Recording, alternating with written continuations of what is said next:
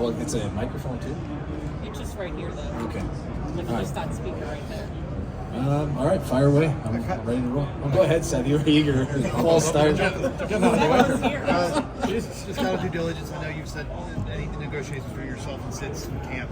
You'd like to bring in private. Is there anything more you can reveal there? You hit the nail on the head. Yeah, it'll stay that way. It's a private matter with Sid, Pat, and myself and our ownership, and we'll keep it that way. Would the same apply for Marcus Patterson as well? Yeah, we're gonna. I know that's not what everyone here likes to hear, but I think that's always best for those. And you look around, and when they start to become a public matter, it hurts the process. Could you maybe about where you're at with Sid, though? I mean, of course, I think it predates my time here by a decade and a half or more. I mean, Sid's an ultra competitive person and wants the team to, be a contender, right? And I think as long as you have someone like Sid on the team and like the players we have, the process we have to follow is to, as urgently as possible, acquire younger, hungrier players that can help us get back to that time. And the real goal is to try to take where we're at and the era that the team has just been through, which a lot of the people here have covered, and return us to be able to hand that over to the next era. But we have to build that era up started last year, goes to the trade deadline, not a popular decision, but something we felt we had to do, and tomorrow at the draft, and then again on July 1st. Kyle, could you shed some light? I gotta go here, Josh. Shed some light just on the strategy for the next few days. Sure. Getting rid of some salary, something that might be important for you to try to do what you want to do on July 1st? I think with where we're at, the only thing that's really important to us is that if we're moving players out, the return has to be good. I don't think we're a team with where we're at, Josh, right now, where we're going to be looking to do these types of deals that we're looking to move salary out and willing to do poor deals or attach any assets. I don't think we have any players that fall in that tranche. But I think with where we're at right now, would be more on the opposite. Would be if there were deals where we were getting assets that best serve us to get to that goal, we would probably look to take those on. So if there are draft picks, young players, or prospects that will help us get back to contention sooner, we would be more in that realm than we would be in trying to move off our guys to create more space to get into free agency. We won't be involved in the long-term free agency stuff. Yeah. The only question I had was, in your talks, has there been anything said about, I want to have this done before the season, I don't want it to run into the season, if it runs into the season, I want to talk about it. Is there anything like I'm not gonna even. Yeah, I know you have to ask, but we're gonna keep it private. Kyle, you previously mentioned that you're having talks with PO. Are there any other of your pending free agents that you're talking to, looking to resign? Yeah, Vuki has continued to talk to PO's representative. I think the defense market of those that type of free agent has been quite interesting. A lot of the players are not getting qualified. There's an arbitration element to it that is important to us and cap space. So you're trying to measure the players that aren't going to be qualified, the other players that are going to get to free agency, to see, if you go down that path, what is that cap space? What type of player do we have? Is it better or equal? Can we get the same for less money? There's all those types of things. So we'll work through that. The only other player that I think fits in that round, we have two others, Bemstrom. Vuki has continued to talk to Claude Lemieux on him, and Corey Andonovsky will qualify here in the coming day or two. Kyle, when you talked in April at the end of the season, you didn't necessarily sound overly confident that Ned would be coming back. You seemed a little unsure at the time. Yep. How happy are you to bring him back? And you got about $8 million locked into your top two goalies. Is that a number you're comfortable with? Yeah, I'm comfortable with the number. I think because they're, I think in the end they ended up they're certainly in the top half of the league, and for a lot of the year they were near the top five, and I think our team in front of them, in that stretch before and after the trade deadline, it was not a great group to play goal for. And then we got it back on track, and Trista got sick, and Ned took the ball and ran with it. I just thought as well that with the goaltending market the way that it was, having, knowing Ned wanted to come back, and then that also gives us some breathing room with Joel. But it's not to say that any of the competition is locked in because of where we're at. If they will come into the season, and I expect all 5 of the goalies that we have signed to push, and nothing is going to be given to anybody. And that was the message to Ned when he signed. Was a good finish to the year.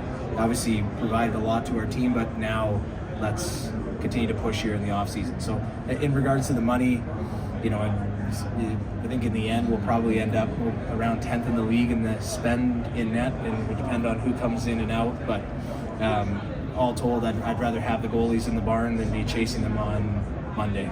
Not a fun place to be.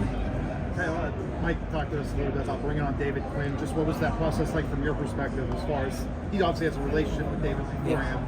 Yeah. What was it like with you getting to know David and bringing him in? I thought the process to go through with Sully was great, because we each had different ways that we wanted to, different questions that we had that we felt were important. We worked through it together. We built the process out. We went through the list of names and coaches that were going to be available, and who we wanted to talk to, who we needed permission from, and that was it, and then I got to know some of them throughout the process. Once we kind of whittled it down, but the key thing for me with Quinny was that he, it was very clear to me that he's very much his own person, and he's going to be, because of the relationship. I think the positive is he's been disagreeing and pushing back on Sully, and they've been challenging each other for a long time. And I think when you have 2 people that have that stronger relationship, that can push back on one another, and in Quinny's case especially, his history with success in college hockey, goes to the Rangers, goes to San Jose, the types of players that he's coached there, I think it's a great fit for us, and he brings a lot of life every day, and you can see why he's had a lot of success, so we're excited about it. Do you anticipate any other additions, coaching wise staff, either on the AHL staff or even Wilkes? Yeah, we're at least one more, certainly the assistant coaching position in Wilkes, and then we'll sit and evaluate where we're at from there. Yeah.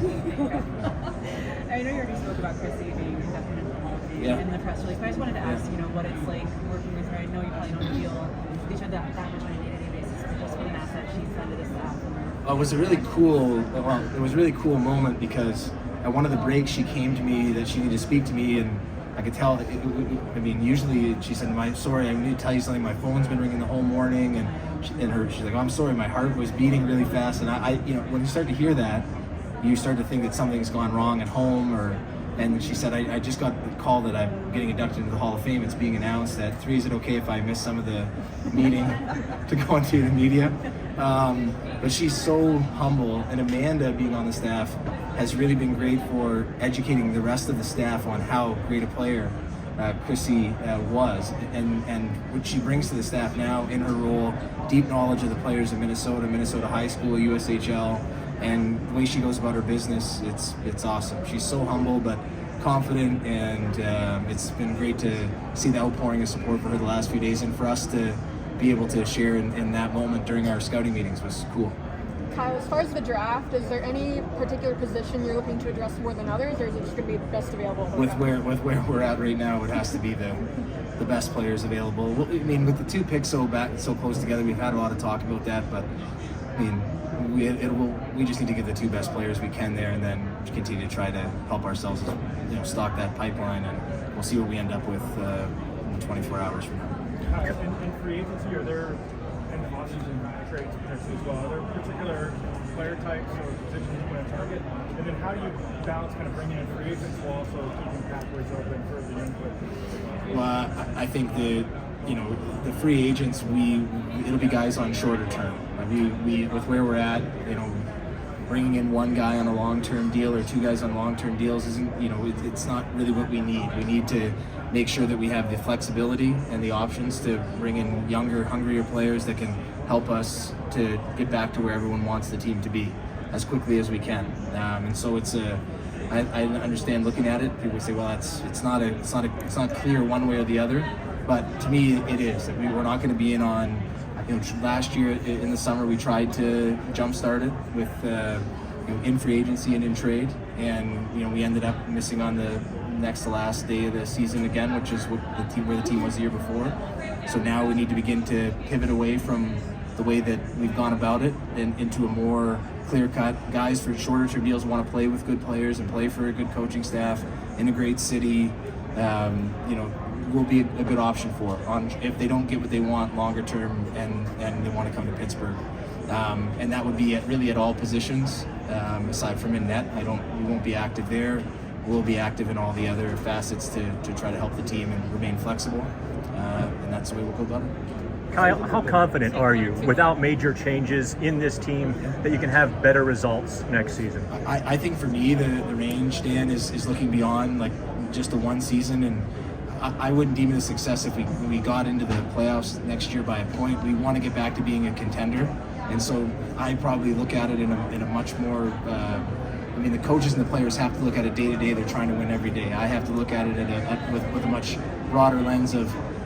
In Pittsburgh, to be a team that just squeaks in, I understand that would be nice to be in, but we want to be a contender, and so we have to put the work in and accrue the assets that are going to allow us to get there and do that, and that's going to be our focus. And then that'll be, and we're going to try here. It's not that we're going to go into free agency and do nothing. We're going to try to get established guys on shorter term deals and come in and try to help, but and that'll be up to us to select the right players there. But for me, the major focus is trying to bring in players that are younger, hungrier, that can be with our club for a long time and help us long term. Some of the trades where teams have moved salary in the last few years, it doesn't seem like the prices have changed that much, even with the cap going up, what it costs to move money. Has that been your sense around the league, and do you have any theories for why? I think it depends. There seems to be a lot of teams trying to preemptively move players. I think the term is something that gets lost a little bit, or the reputation of the player, or how things end for the player, and then how badly the other teams want the player. I think it's so circumstantial. So I always find it, some people have come up and asked, why did this team give up this, but it was only X for this other player. There's also teams that have become, I think, more sophisticated in how they value the draft capital and the actual salary exchange. So you're going to have, I think, for the short run, have a pretty wide variance on what the deals look like. And that's just my opinion, as we haven't been involved in those yet, this week. But to me, there's just a wide variance in how people evaluate it. So I think that's why it comes to that point.